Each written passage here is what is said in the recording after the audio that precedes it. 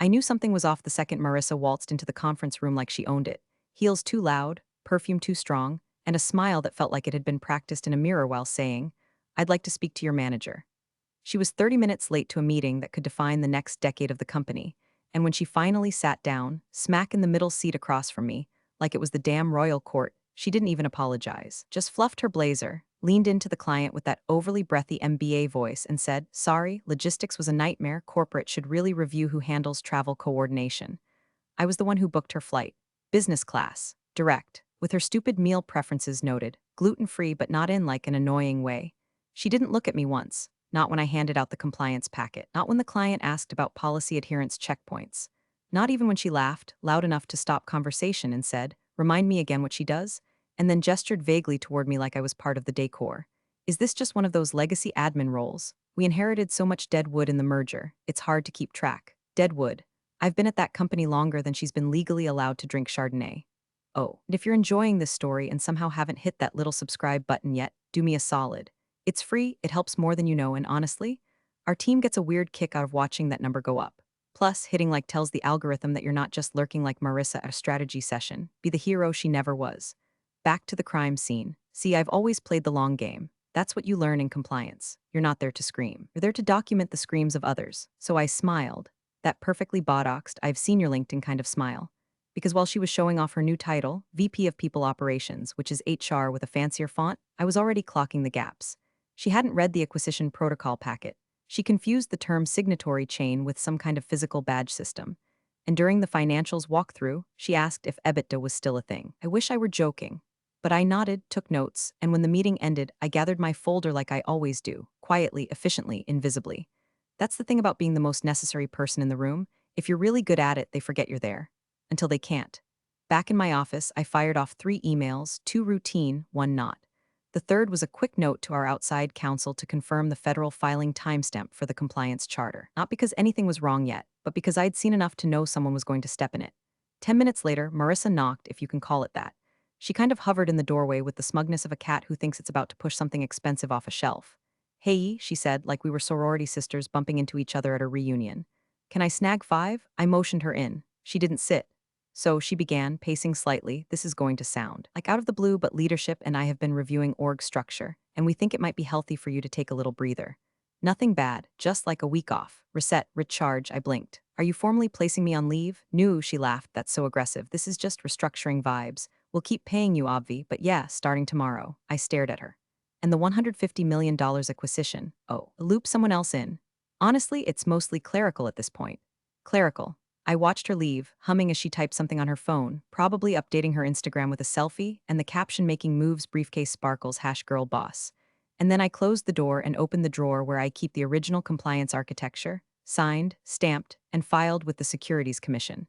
The one that clearly states, in bold black ink, that no acquisition exceeding $100 million can proceed without the documented approval and live signature of one Hannah E. Blackwell, Director of Compliance, Regulatory Division. Clerical, my ass. I sat back, cracked my knuckles, and whispered to the silence, "Let's see how this plays out." The next morning, I found a post-it note on my monitor that said, "Let's chat speech balloon M." It was pink. Sparkly. Smelled like lip gloss and poor judgment. I peeled it off and dropped it straight into the shred bin without breaking stride. My coffee was still hot, and I hadn't even opened my inbox yet. But I knew what was coming.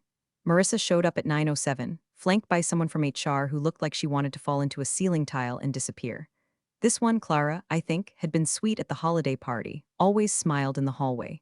Today, she looked like someone had just told her the office was out of coffee forever. Marissa didn't even wait for greeting. She sailed in like a mall kiosk perfume sprayer, arms wide, voice bright. "Hi, okay. Suo, we've been doing a lot of high-level alignment and leadership, and there's a lot of shifting energy, you know?" I gave her a look that said, "Try me." So she continued, "We thought it might be really healthy for the org if you took some intentional space, like a week off to let the restructure breathe. We're calling it a strategic refresh." Paid, of course. She beamed like she'd just invented vacation. I turned to Clara. "Is this documented?" Clara gave a slow blink, then mumbled, "It's not formal. More of a suggested reset." "I see," I said. "And who's handling my responsibilities during this refresh?" "Oh," Marissa chirped. "We're assigning them to Trevor from Ops. He's super hungry for stretch goals." Trevor, the same man who once asked if GDPR was that thing from Game of Thrones. "You do know," I said carefully, "that I'm the final signatory on any deal over $100 million. That includes M and a oversight." Marissa giggled. Oh, Hannah, don't be so literal. That's just on paper. In real life, deals move because people move. And Trevor is like really agile right now. Clara made a sound, like she tried to swallow a sigh, but it caught in her throat and escaped anyway. I nodded once. You're right. Some things are just on paper. Then I stood up. Not to make a scene, God, no, never that. I just wanted them to feel how tall I actually was when I wasn't hunched over someone else's disaster. I walked to the door, opened it for them like I was hosting a brunch I hated, and said, "Enjoy your day, ladies." They left, high heels clicking in chaotic sync. I shut the door behind them and locked it. Then I moved. First stop, my file drawer. I pulled out the sealed envelope marked Black Swan Protocol. It wasn't as dramatic as it sounds, but the name had always amused me. Inside were the documents I'd hoped I'd never need: the original compliance charter, the federal notice of appointment, and the co-signed amendment that confirmed my authority couldn't be bypassed without a 3-month federal refiling. Which, for the record, hadn't happened. Next, I opened my document server, scanned for any draft filings on the $150 million acquisition. Marissa had submitted one, unsigned, undated, and laughably incomplete. She'd bolded her name at the top of the org chart and underlined authorized to represent. No timestamp. No approval chain. No compliance review notes.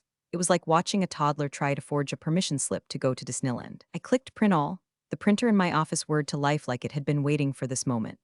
I sat beside it, watching page after page feed out, quietly, methodically, like a factory for receipts. Midway through, I picked up my desk phone, not my cell. There's a reason I still keep a landline. I called Harold, my old mentor, who'd helped write the compliance playbook over a decade ago. Still on retainer. Still dangerous when ignored. He picked up after one ring. "If you're calling me, someone stepped on a rake. They just tried to put me on ice," I said. "You have the original form still in my hand and the acquisition, $150 million, with federal review triggers baked into the oversight." Silence. "Then you want me to nudge the regulators, or you playing the long game?" "Long game," I said. "I want them to feel it." He let out a low whistle. "Text me if they do anything stupid. I'll prep the watchdogs just in case." I hung up, printed 2 more copies of everything and slid them into separate sealed folders, one for legal, one for the client's chief counsel, just in case. By lunchtime, Marissa had already posted a team-wide Slack announcement titled, "Hannah's Recharge Week. Let's show her some love." Sparkling heart, I could have thrown my mouse across the room. Instead, I updated the compliance log to reflect pending internal disruption, which, legally, triggers an automatic caution flag on any deal above the reporting threshold. Let the algorithm trip. Let the questions begin. I wasn't going anywhere. They just didn't know it yet. That night, I went home, fed the cat, and poured a glass of wine I didn't taste. The kind of wine that sits on your tongue like metal, but you drink it anyway because you're trying not to scream into a throw pillow while your neighbor practices saxophone like he's summoning geese. I didn't even change out of my work clothes. I just kicked off my shoes, sat at the dining room table, and opened the black accordion folder I hadn't touched in years, the one labeled employment plus regulatory docs. It still smelled like toner and vengeance. Inside, my original offer letter, still on thick ivory cardstock with the old company letterhead. I ran my thumb over the raised embossing like it was a holy relic, back when contracts were printed, not just PDFs floating in a SharePoint graveyard. Then came the juicy part, the 2012 Compliance Annex, signed by then CEO Harold S. Wagner and countersigned by yours truly, confirming that any merger or acquisition activity exceeding $100 million required live compliance certification. Not review, not advisory, certification, by me. Name spelled out in triplicate. Title, Director of Compliance, Regulatory Chain of Custody Division. The only person legally authorized to certify final sign-off on federally scrutinized transactions. And they thought Trevor from Ops could just click send? That was cute. I flipped to the 2018 amendment we'd added after the Skylar Tech debacle, when a junior exec approved a licensing deal that triggered an SEC investigation and almost landed us on a no-bid list. That amendment made my involvement even stricter. I had to provide attestation of no internal disruption affecting the compliance chain at the time of certification, which meant Marissa's little refresh week stunt. It legally froze the deal the second she tried it. And she had no idea, because she hadn't read a single binding page. I didn't even need to interfere. I just had to sit back and watch. Still, I wasn't reckless. I scanned the documents into an encrypted drive, ran a backup to a USB with a physical toggle lock, and slid the originals back into the accordion file like I was tucking in a baby dragon. I placed it in the fireproof box beneath my bed, next to my earthquake kit, and my passport, essentials. Then I called Harold again. He answered with a yawn. "This a wine call or a lawsuit call?" "Lawsuit adjacent," I said. Question. When we filed the federal charter update in 2018, the one tied to personnel disruptions, did we include language about non-sanctioned leave directives? He paused. "You mean if someone tried to boot you without board authorization?" "Exactly." "Oh yeah. Clause 4.2 subsection B. We baked in language that says any attempt to unilaterally disrupt compliance oversight nullifies downstream signatory activity until resolution. Basically, they try to sideline you, the deal slams into a brick wall.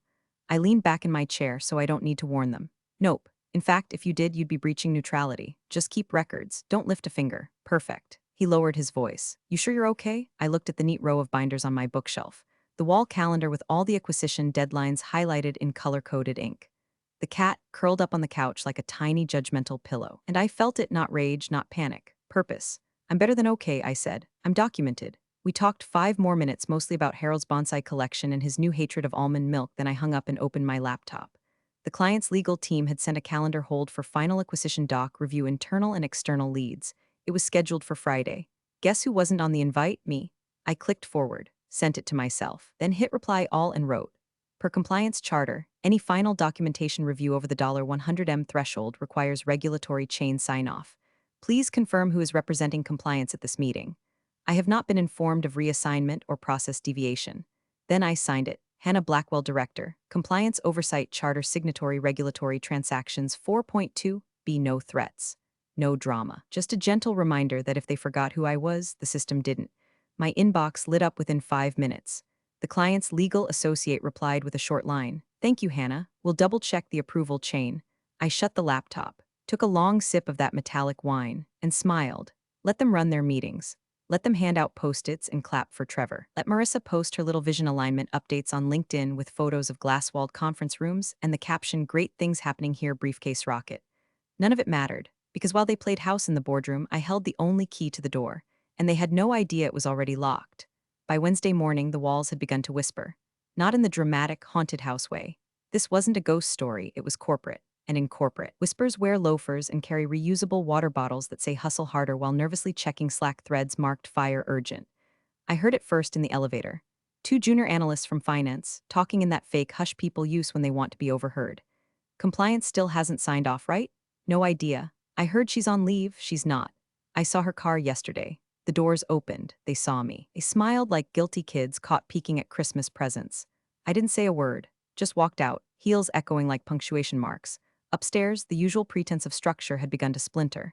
People pretending not to panic while quietly chasing signatures. Legal pinging ops. Ops pinging legal. The project manager updating the Gantt chart 5 times a day like rearranging columns would change reality. And then there was Marissa. Marissa had gone full PR crisis mode, which is to say, she was sending long-winded, emoji-filled emails directly to the client, CCing the board, and using phrases like synergy checkpoint and 99% execution alignment. In one message, she flat out stated, the compliance portion is fully addressed. All systems are go. I stared at that line so long I started to wonder if I'd fallen into a satire. Like maybe The Office had rebooted as a psychological thriller. She didn't CC me. Rookie mistake. I printed the email, highlighted the lie, filed it in my growing folder titled Insurance just in case. Then I sent a separate message, no drama, no headline, just a simple line to the client's legal liaison. Quick note. Please ensure your team has reviewed the chartered protocol chain for compliance sign-off. It should be embedded in your due diligence checklist. That was it. 5 hours later, I found a note on my desk. Handerton, folded, no name. Inside, they're scrambling. She's trying to slide unsigned docs through internal. It took me a second, then I smiled. Rachel, the CFO's assistant. Been there 8 years, quiet as a mouse and twice as observant. She'd once caught a rounding error that saved us $200K in back taxes. People thought she was just scheduling meetings. Those people were idiots. Didn't respond. Just left a tiny thank you, a Starbucks gift card, and a sticky note with a smiley face. She'd know. By Thursday, the deal's timeline was visibly fraying. I could see it in how people walked, too fast, heads down, clutching laptops like shields. Someone from legal cornered me at the Keurig. Hey, Hannah, real quick, totally off the record, but the compliance sign-off, is that like in motion? I raised an eyebrow. Are you asking if I've signed it? No. No, just is it blocked? I sipped my coffee. If it were blocked, it'd be in the system. He looked like he'd just stepped on a rake. Cool, he said, retreating into the hall like he was backing away from a lion. By afternoon, someone had resurrected the old policy tracker, something we only dust off when things are going sideways. I watched from my glass office as a half-dozen execs huddled around a shared monitor, refreshing the dashboard like it owed them money. Marissa, meanwhile, had begun to unravel at the edges. She'd sent out a department-wide progress update with 17 bullet points and 2 completely contradictory statements about final clearance. In one line, she said sign-offs were 100% in process.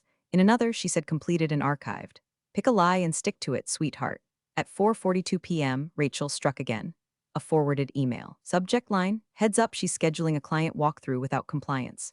No signature, just the trailing metadata. It was real. That's when I knew I didn't need to lift a finger to stop this train wreck. I just had to stand at the crossing and watch. Still, I wasn't careless. I added another line to my formal memo log. Observed attempt to misrepresent compliance status to external parties recommend audit trail preservation. Not an accusation, just breadcrumbs. That evening I had one more quiet meeting offsite. I met the client's legal liaison, a woman named Miranda, at the espresso bar across from HQ. We'd known each other professionally for years, both allergic to fluff, both believers in ink over air. She sat down, ordered a triple shot, and skipped pleasantries. I'll keep it blunt, she said. We've been told compliance is covered. I stirred my drink. Is that what your internal checklist reflects? No. Which is why I'm here, I nodded once. Then make sure your team checks the protocol chain. You'll find the answer there. She looked at me. So you haven't signed anything? I can't confirm that, I said, lips barely curving. But if I had, it would have triggered a timestamp. The system doesn't lie. Miranda leaned back, exhaled, and said, Jesus. They really tried to ice you out, I shrugged. Not my first rodeo. Are you gonna warn them? Nope. She grinned. Good. It deserved the fallout. We clinked paper cups in silent solidarity. Then she left to report back. And I walked home knowing one thing with absolute certainty.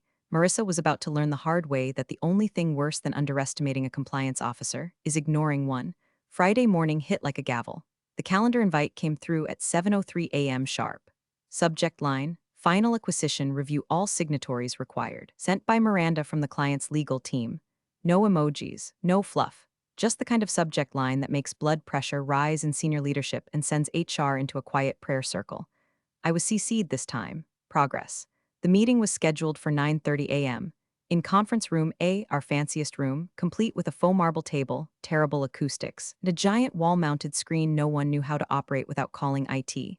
When I walked in, 3 people were already seated, 2 from the client's acquisition team and Miranda, whose face was carved in stone. She looked like someone had replaced her coffee with battery acid. Then came Marissa, hair curled within an inch of its life, white blazer like a lab coat. A PowerPoint already queued up on her tablet. She breezed in and immediately positioned herself at the head of the table, flashing her signature. This is all going great. Grin, morning, she chirped. Thanks for making time, I'll be leading today's session. I've prepped a walkthrough of all outstanding documents, and just a heads up, we've got snacks arriving around 10:15. Like this was a brunch and not a federal compliance review. She barely glanced in my direction before launching into her spiel, clicking through slide after slide like a hostage trying to outrun a ransom clock. Miranda interrupted on slide 4. Sorry, can we pause? She asked, voice level. I just want to verify something before we continue. Of course, Marissa beamed. Miranda turned her laptop around to display a spreadsheet with columns labeled Document Title, Required Signatory, Timestamp, Certification Status. It was color-coded. Most rows were green. One row was red. Regulatory Compliance Attestation Pending. Can you walk me through this one? Miranda asked. Marissa didn't even blink. Oh, that's just an internal formality, clerical stuff. It doesn't block anything. Who's responsible for signing it? One of the client reps asked. Marissa glanced down. Technically, our director of compliance, but again, this is legacy language. We've updated our structure. It's not a gating item anymore. I looked at Miranda, and I reached into my bag, pulled out my compliance ID card, and slid it across the table. A pause. Miranda picked it up. Read it, her eyebrows ticked upward. Hannah Blackwell, Director of Compliance Oversight, authorized signatory federal transactions above $100M. She looked up. Is this still accurate? I didn't answer. I didn't need to. Because right then Marissa's smile cracked just slightly, enough to see the panic begin to bubble underneath. Oh, she said too brightly. Right, but we've been restructuring, so Hannah's just here as a courtesy. Miranda looked back at me. Have you signed the attestation form? No, why not? Because I haven't been presented with a compliant final draft, nor have I been officially notified of structural changes affecting my role. One of the client's associates, an older man in a navy suit with the kind of tired eyes that have seen 500 deals and too many mistakes, leaned forward, and if you don't sign it, I met his gaze. The deal doesn't close. Another pause, this one longer, denser. Marissa laughed. It sounded like glass shattering underwater. I think we're blowing this out of proportion. This isn't a legal hurdle, it's internal bureaucracy. Bureaucracy that's federally mandated, Miranda replied, voice low.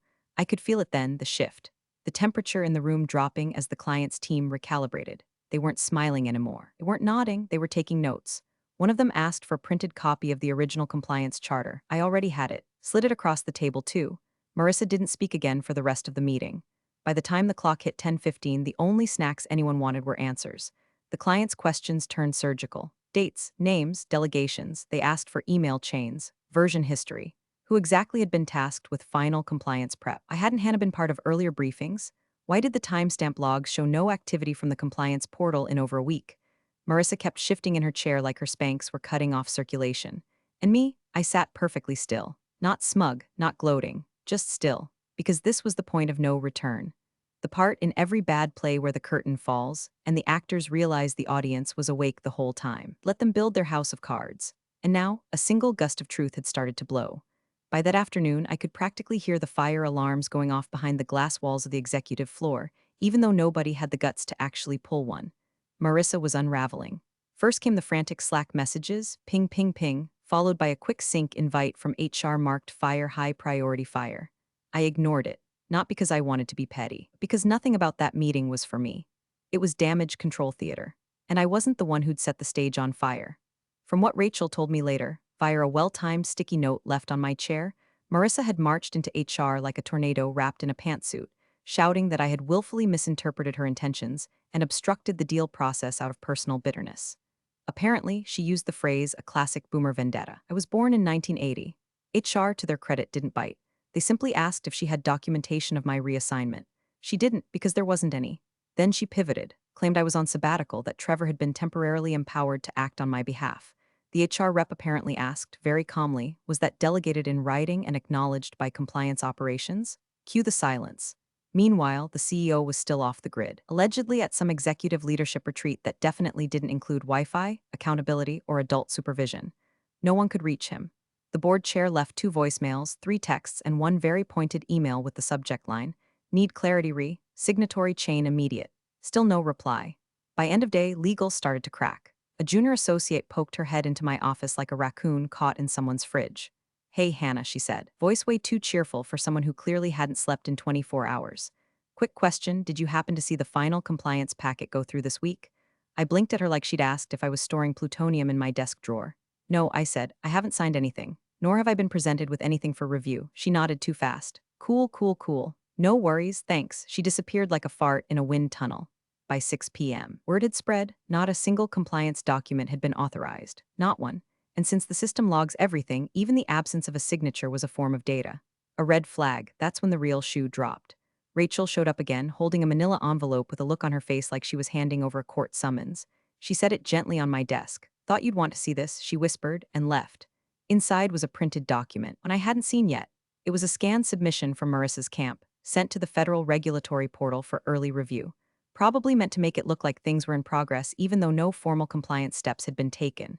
Stamped diagonally across the top of the document, in bright crimson letters, were 2 words: "Non-compliant submission, the reason listed, missing formal attestation, required signatory absent." Protocol Violation Section 4.2b. That stamp didn't appear by accident. It appeared because I'd pre-flagged the system. Back on Tuesday, I'd logged a soft hold in the portal, an internal note signaling potential disruption in the approval chain. It didn't freeze anything outright, but it ensured any premature submissions would be flagged for review, like setting up a tripwire in the dark. And now they'd tripped it. I slid the document into my private folder and wrote a single line in my compliance log. "Unauthorized submission triggered Federal Alert origin unclear, pending investigation." No drama, just facts. Facts wrapped in very sharp corners. Across the hallway, Marissa's office door slammed. 5 minutes later, someone from IT knocked on mine. "Hey, sorry to bother you. We're just updating some internal access privileges per a request from above." Mind logging out for a second? I closed my laptop, stood up, and asked calmly, "Whose request?" He hesitated. "Marissa's. Said you were stepping back." I smiled. "You'll want to check with legal before proceeding. I'm still the primary compliance officer on an active federal transaction. Any access interruption during this stage is a reportable event." He went pale. "I'll double-check that." Smart kid. When I sat back down, the room felt different, like something had snapped into place. The tension that had been building all week, quietly coiling tighter and tighter, finally began to hum with friction. I hadn't yelled, I hadn't stormed into a single office, but every move I'd made had been deliberate, documented, defensive, and now the paper was fighting back for me. Marissa thought victory meant leading the meeting, owning the room, controlling the slides. But victory in my world is silence. It's the absence of approval, the presence of delay, the scream of a clock that's run out of time. By Monday morning, the CEO had finally returned from whatever 5-star spiritual nap he'd been on. He swept into the building like Moses coming down the mountain, tan, overconfident, and furious that his kingdom was no longer humming like a well-oiled lie.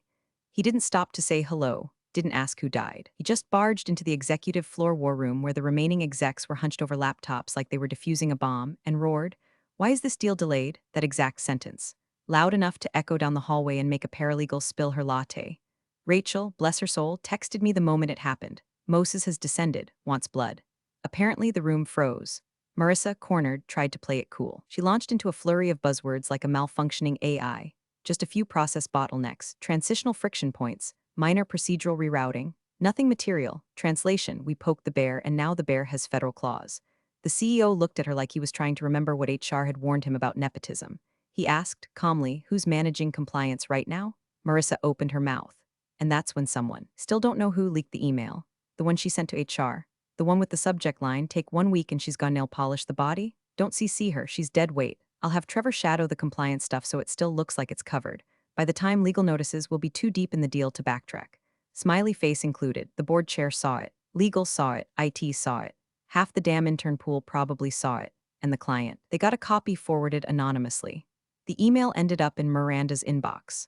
She printed it and dropped it, on the table during a scheduled call that same morning. Their lead negotiator reportedly stared at it for a full 10 seconds, then said, if internal governance at your firm is this unstable, we'll need to reevaluate the timeline and perhaps the valuation. Then came the threat. Unless they received written confirmation that the proper compliance protocol had resumed and the rightful signatory had been reinstated, they were prepared to walk. No ceremony, no drama, just exit. That threat landed like a piano in the middle of a wedding. The board chair lost it. Not publicly, of course, these people don't yell, they seethe. But the next hour was a flurry of silent meetings behind closed doors, frantic phone calls, and emergency scheduling requests, which led to the calendar ping I got at 1:17 p.m. Subject line, compliance signature, emergency boardroom review, no emoji this time. Just a location, a time, 3 o'clock sharp, and a short line under notes. Board, CEO, client legal present. I accepted.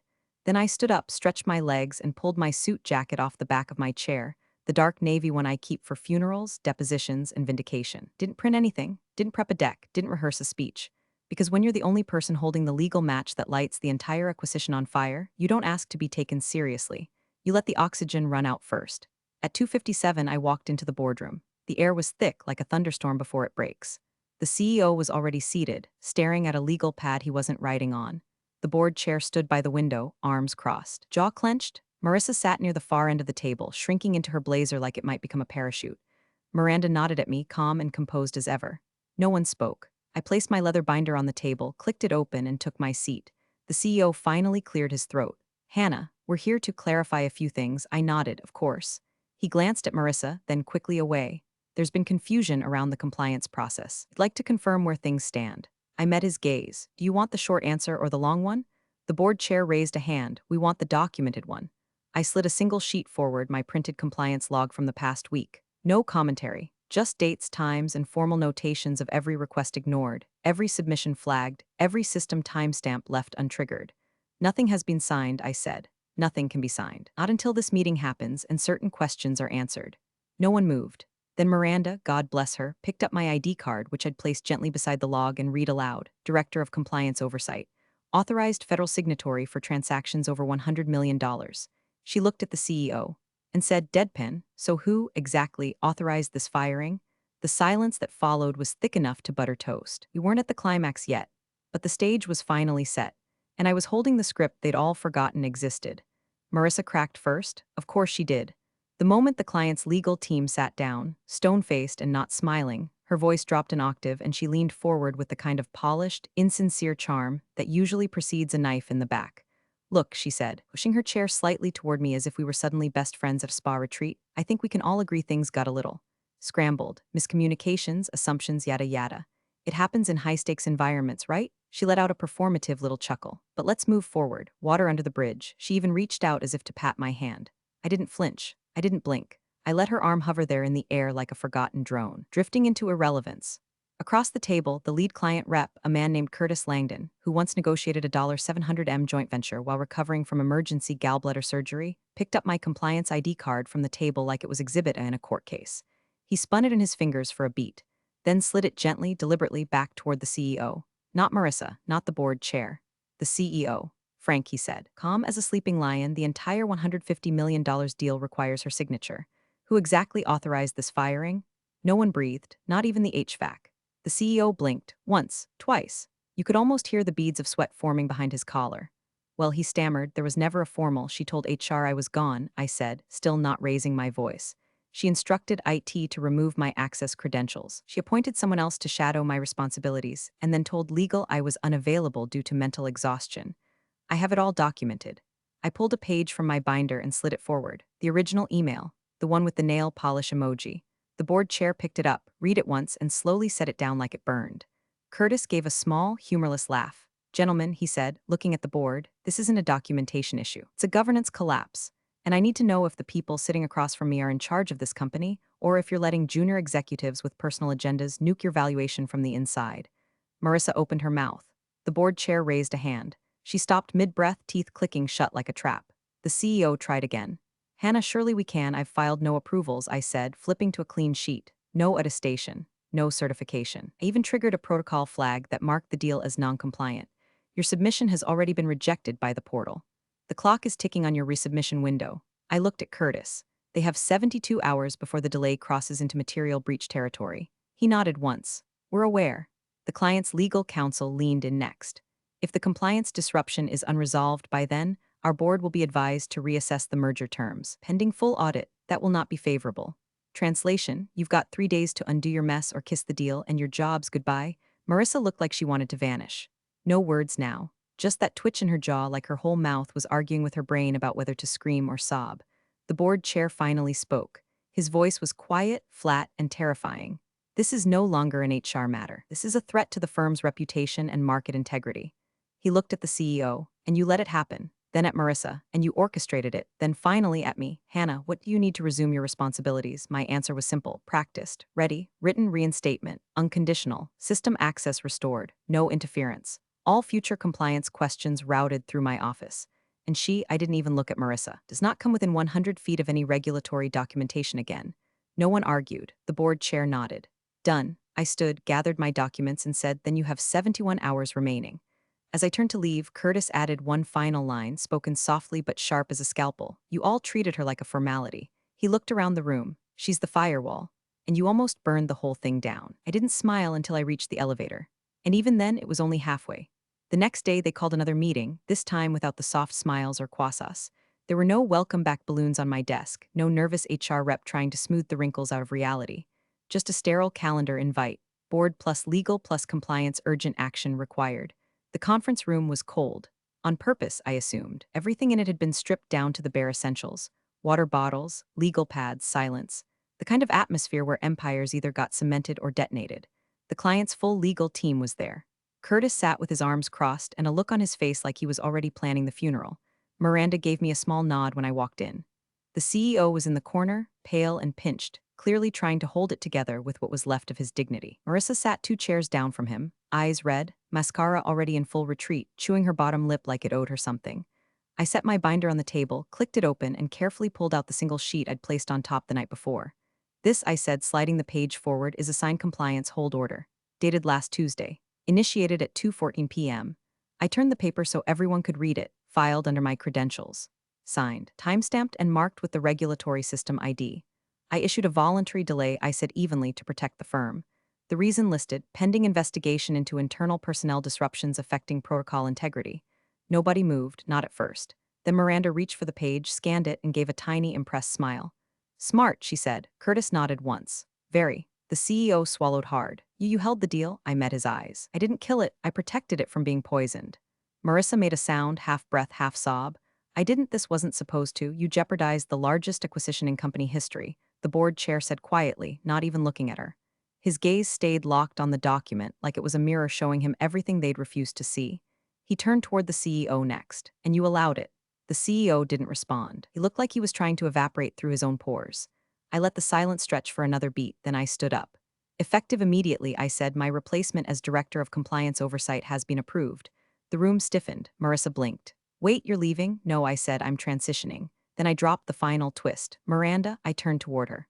Would you mind confirming? She pulled out her phone, opened a message. Read aloud. Client recommends immediate elevation of Hannah Blackwell to Chief Compliance Liaison across all pending joint regulatory initiatives. Approval signed by both boards last night. I looked around the room. I've been in discussions with the client's general counsel for the last 48 hours. Given the instability here, they requested a point person who understands both systems and politics. I agreed. The board chair looked stunned. You're not resigning? I'm being promoted. By the people who understand the cost of underestimating silence.